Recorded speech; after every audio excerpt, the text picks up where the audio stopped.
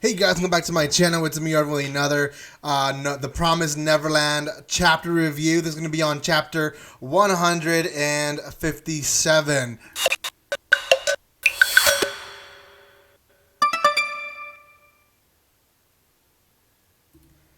I do apologize, guys, if this is a lagging video. OBS has been acting up on me, and I've been trying to fix the problem, but it doesn't seem to be fixing or working anything I do. So hopefully this problem is fixed faster than sooner.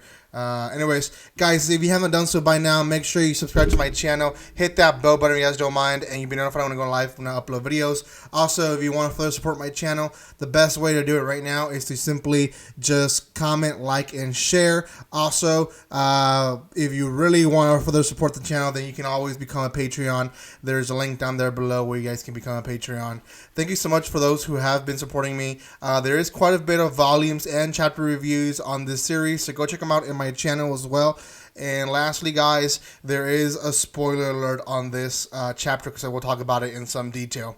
Okay, we start off where the battle starts of the queen and her brother. Now, I want to clarify some stuff before I start with the the core part of the chapter. I thought Mujika was the queen's brother, and it's actually Sonju, who is Mujika's, I guess, apprentice or assistant, and Sonju is the queen's brother. So Mujika is a girl. I was a little bit confused on all that on chapter 156. So I want to clarify, Sonju is actually the brother of the queen. And we get a little bit of background on how he was basically kicked out of the family, and because he was the apprentice of Mujika, and he highly regarded her in respect, and she taught him basically how to respect living things, not just humans, but really living things in general.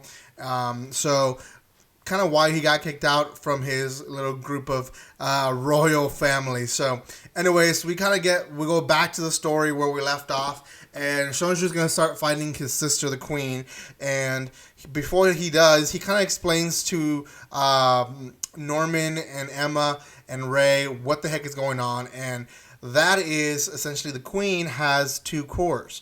One was destroyed, so the second core was able to revive her and now has taken control. Now the second core is stronger, and it's a little inheritance from the royal family.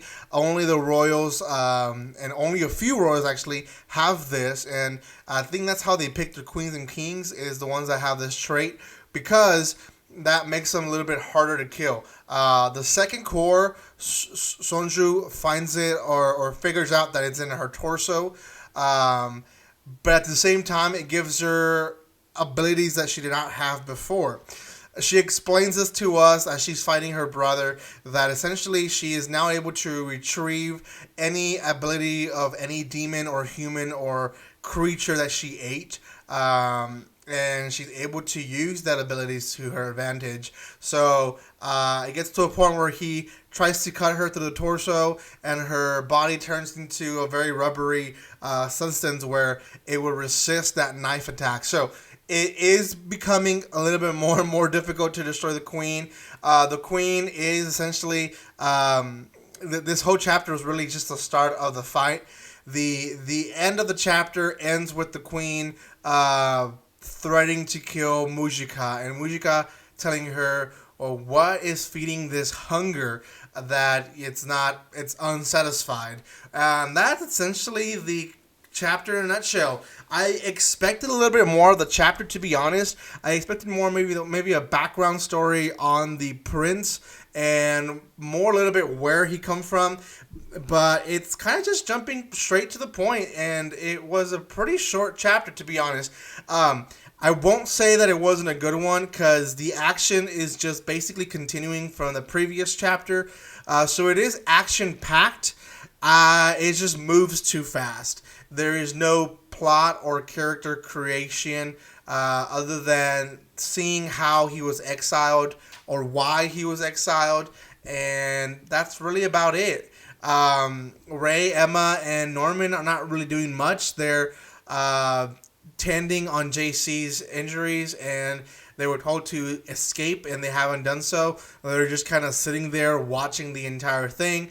Mujika is now being threatened, but at the same time, she was also just kind of there watching Shonju fight with the queen. So, not a lot of character development in this one, and a little bit of plot development, but not that much. So, because of all that being put in consideration, I think that this one, this chapter itself was an okay chapter. I'm excited to see what happens in the next few chapters, if the queen is destroyed and killed, and then what happens afterwards. I do have a small theory of what might happen to the queen. I feel like her disrespect in not giving the special meat to the all-powerful demon that Emma did a promise to is going to cause her death. I feel that demon is going to come down and kill her. And the only reason I say that is because she has been eating meat and humans that deserve to go to that. And that's a promise that they made. She has to follow through that promise. And if she doesn't follow through that promise, then the promise is broken. And I don't know what happens then. I don't know what exactly happens. So I feel like her hunger might go to an extreme where maybe Ray or Norman is eaten by the queen, and this almighty demon shows up and kills her because she broke the promise that her ancestors made with this demon. Well, I guess it was her parents made with this all-powerful demon. So that's only a theory. Not really sure that's going to happen. Let me know in the comment section below, guys. What are your thoughts on this chapter? It is quite it was a good chapter, but for waiting 10 days for this chapter, it just felt like they could have taken this chapter a lot faster than I expected. The next chapter is going to be released next Sunday, November 17th. So make sure you catch up to that video that I will have here.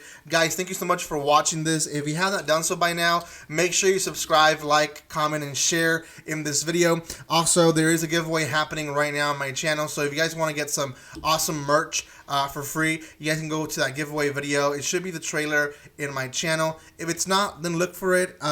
You guys don't want to miss this giveaway, so make sure you go and check it out. November 15th is the last day for you guys to be part of it. I will probably be announcing the winner not on the 15th this time around, just because I am traveling this next weekend. So anyways, you still have a few days, about 5 days, to be part of the giveaway. So go and follow all the instructions.